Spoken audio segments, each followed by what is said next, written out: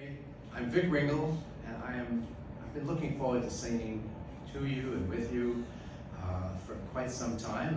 I started doing singing at the retirement communities just before COVID, and I was really rolling. I had my videographer, Alan Kushner, some of you know the Kushners, and I had my teacher was Russell Norman, Eva Norman's son. Do you all know Eva? She may go by the name of Ava here, I'm not sure. So Russell couldn't come because his mom is well into her 90s. And he didn't want to take any chances of being in public. So here I am. My wife, Eileen, is my videographer.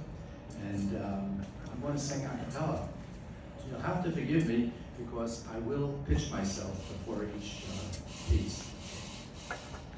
72 years ago, in 1950, I got my first singing gig, and it was in the boys' chorus of the Metropolitan Opera in New York. And it was a pretty good way to start. And I can picture the whole thing now. There were about 18 of us that had auditioned from the Met, by the Met, out of about 100 people. And we would have the run of the house. And you could walk and run into Reese Stevens, Richard Tucker, Jan Pierce, Robert Merrill. And they looked at me, I looked at them, and it was like being in heaven. In any event, we sang Carmen, Bohème, La Gioconda, Boris Goodenough, Cavalier and Pop. In Carmen, we sang the boys' chorus. Is the way it began. And in La Bohème, we sang Parpignol.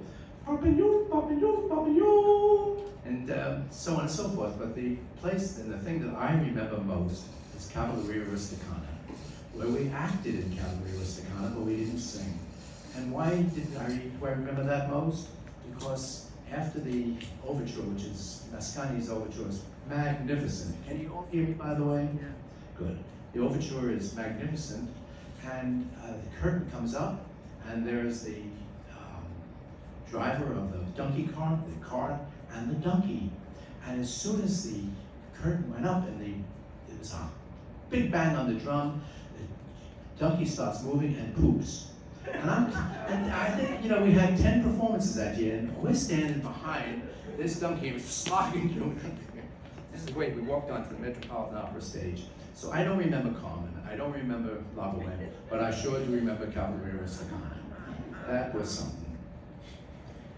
My best friend, Jimmy Burrows, by the way, I'm a name dropper. Jimmy Burrows is the director, was the director of Grease, not Grease, Friends and Taxi, and 1,000 sitcoms on TV, and he was my best friend. His dad was Abe Burrows, by the way, who wrote Guys and Dolls.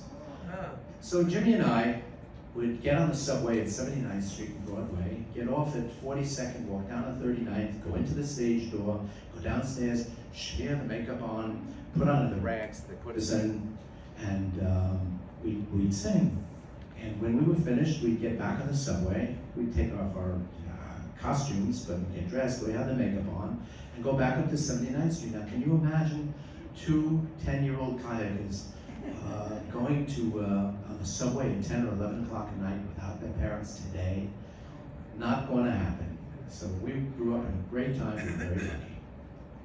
Well, I would say, now, I moved here in 2009 when I met Eileen Sokoloff. Some of you probably know Eileen. And we got married, and I started singing again. I hadn't sung in quite some time. I gotta get through something about this. Take it off and hold it. We hadn't sung in quite some time, and Russell Norman took me on as a pupil, and I've worked with him now for 12 years, practically every Monday morning, and my voice changed. It was terrible and got better. And the other singing that I did, and I do, is at Cole Met, where I've been fortunate enough to lead some high holiday services, some Shabbat services, and it's something I just love to do. The program this afternoon is a collection of love songs. They fall into many categories, all dealing with the cycles of love. One celebrates the love of life, another the love of love, another new love, and another Fair Love. And just when you think the concert is over, there's a surprise song, and it's the song that I love most. I'm not going to tell you about that one.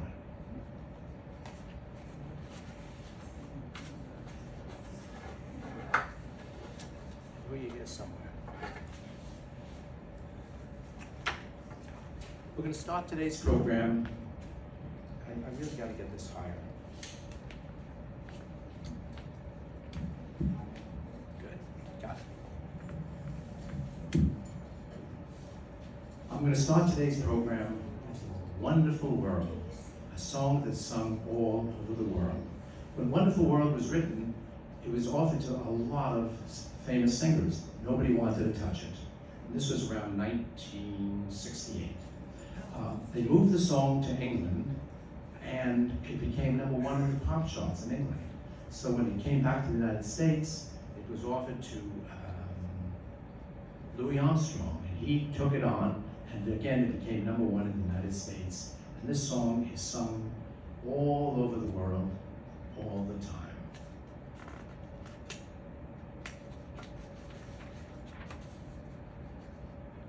I'm going to have to use the pitchfork because Russell's not here.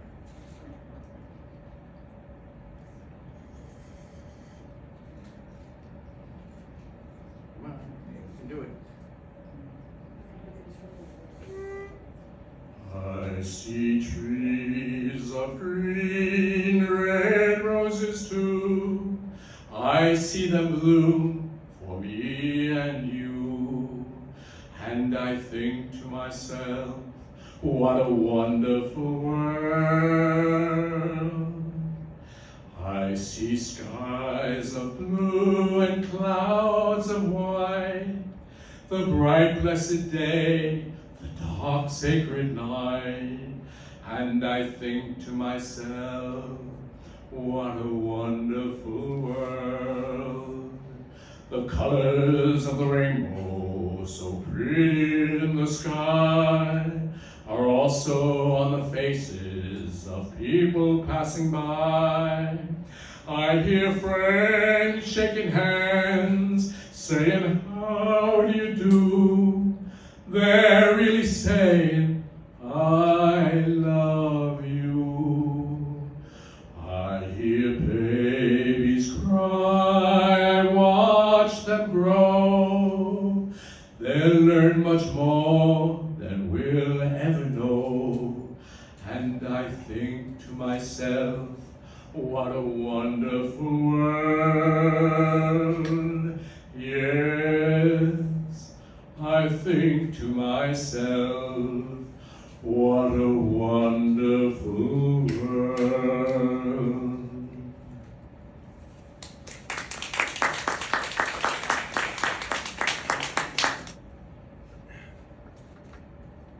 We have a couple of Sinatra tunes, and the first is Strangers in the Night.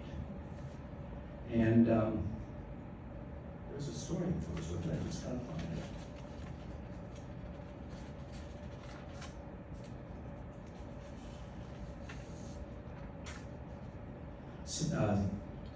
Sinatra brought out Strangers in the Night in 1966. He hadn't had a big hit in many, many years.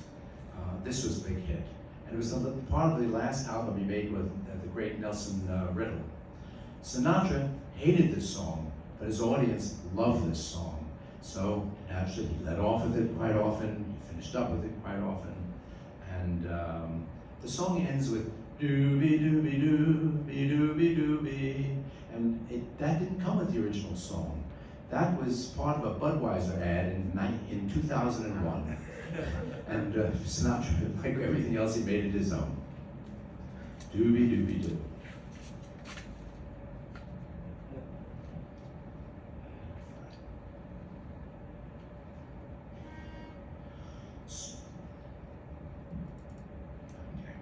Strangers in the night, exchanging glances, wondering in the night, what were the chances we'd be sharing love before the night was through. Something in your eyes was so inviting. Something in your smile was so exciting. Something in my heart told me I must have you. Strangers in the night, two lonely people, we were strangers in the night. Up to the moment when we said our first hello. Little did we know, love was just a glance away, a warm embracing dance away. And ever since that night, we've been together, lovers at first sight. In love forever, it turned out so right, for strangers in the night. Dooby-dooby-dooby-dooby-dooby-dooby, dooby-dooby-dooby-dooby-dooby. It turned out so right, for strangers in the night.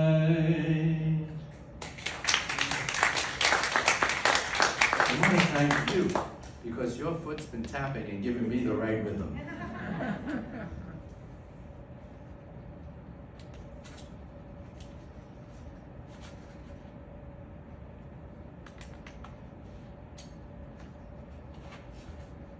Well, now we're getting serious.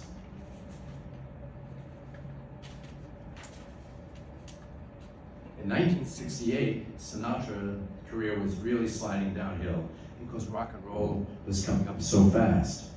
Coincidentally, Paul Anka, who wrote many great songs as well as singing so many great songs, Paul Anka gave this song to Sinatra because Sinatra was talking about retiring. He didn't have the material, he wasn't going anywhere at that moment.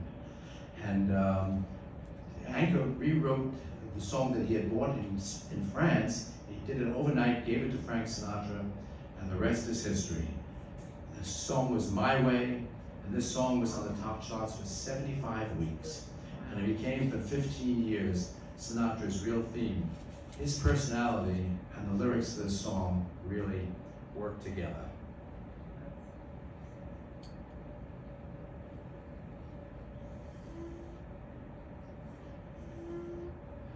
And now the end is near, and so I face the final curtain.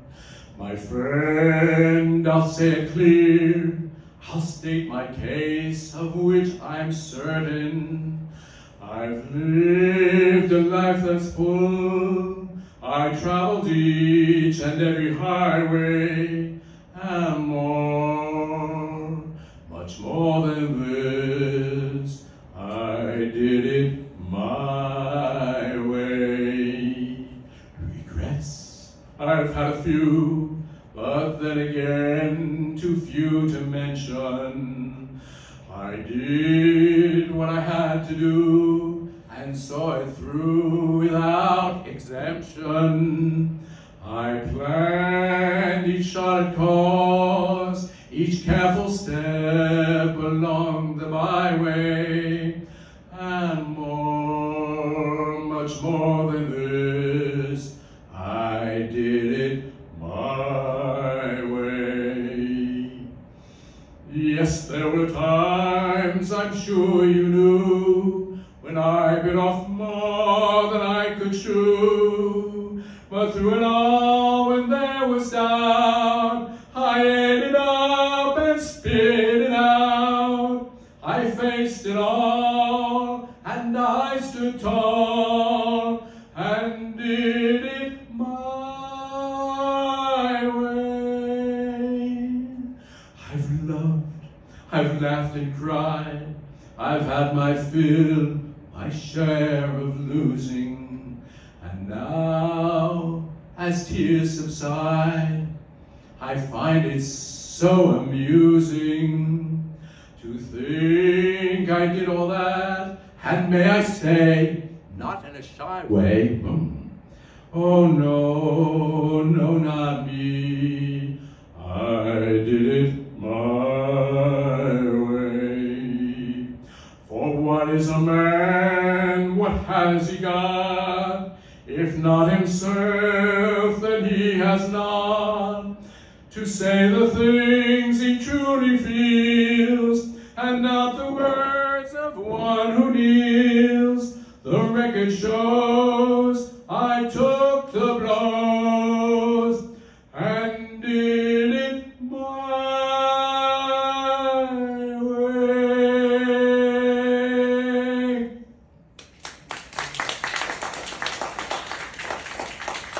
There's an addendum to this. Yes, I did it my way.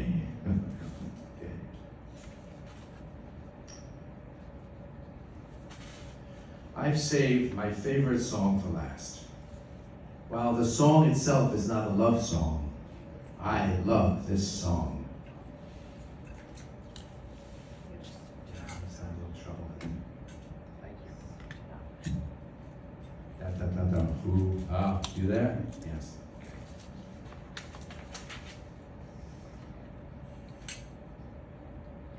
The suspense is killing me. Dear God, you made many poor people. I realize, of course, it's no shame to be poor, but it's no great honor either. So what would have been so terrible if I had a small fortune?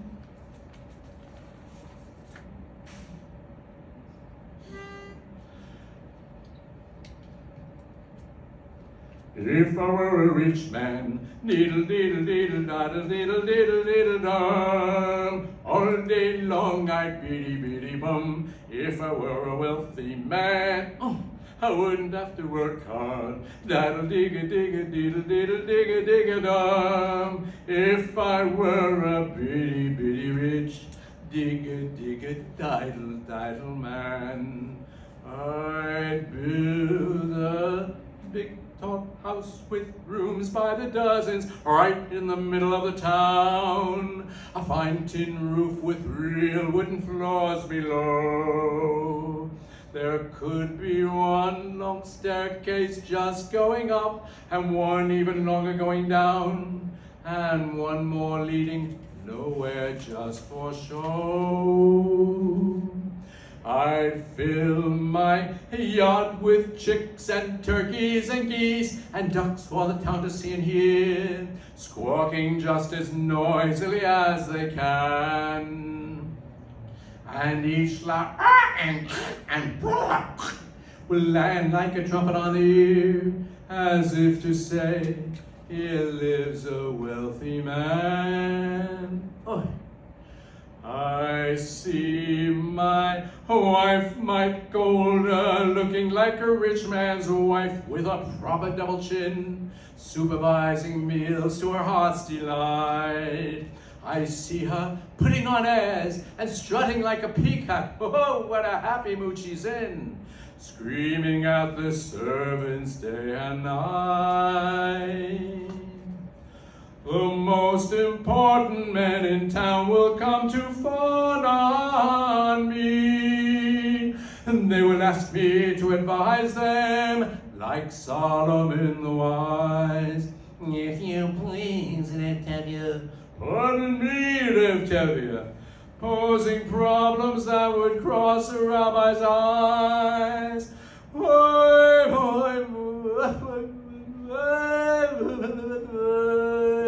And it won't make one bit of difference if I answer right or wrong. When you're rich, they think you really know. If I were rich, I'd have the time that I lack to sit in the synagogue and pray, and maybe have a seat by the eastern wall. And I discuss the holy books with the learned men 7 hours every day. This would be the sweetest thing of all. If I were a rich man, and dig-a-diddle-dig-a-dig-a-diddle-diddle-dum, all day long I'd biddy-biddy-bum. If I were a wealthy man, I wouldn't have to work hard. And digga-digga-digga-digga-digga-digga-diddle-dum. Lord, who made the lion and the lamb, you decreed I should be what I am. Would it spoil some vast eternal plan if I were a wealthy man?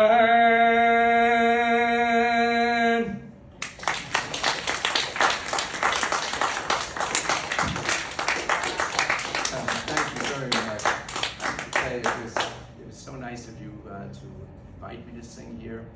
I'm sorry that I don't have my crew, but we did the best we could together. And I tell you the truth, I got most of my juice by being with you guys. Thank you very, very much.